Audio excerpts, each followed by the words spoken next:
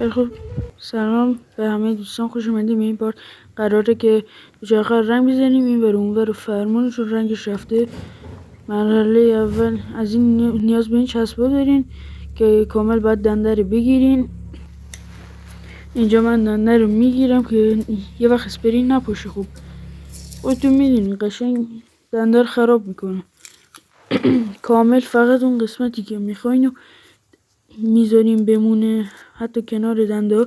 فقط اون قسمت هایی که نپاشه بهش دیگه نیازی نیست همه جا رو بگیرین چسب بزنین. خیلی خوب. اینجا چسب میزنیم، اون قسمت هم چسب میزنیم. خب نیاز به اسپری داریم که هوای ابری هم هست، داره بارون میباره. این اسپری میاریم واسه تبلیغات پیام میده. خیلی خوب.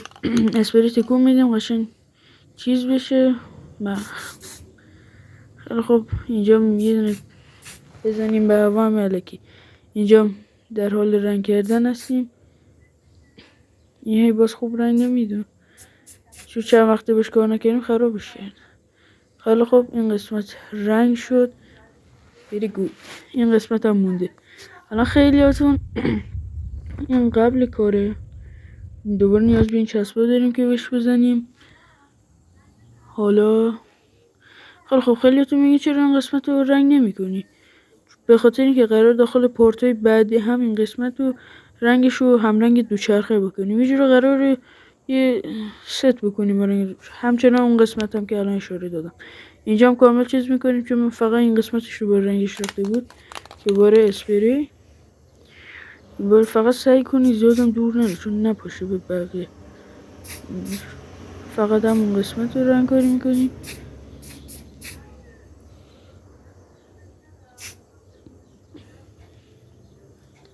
خیلی خوب. اینجا هم رنگ کاری شد.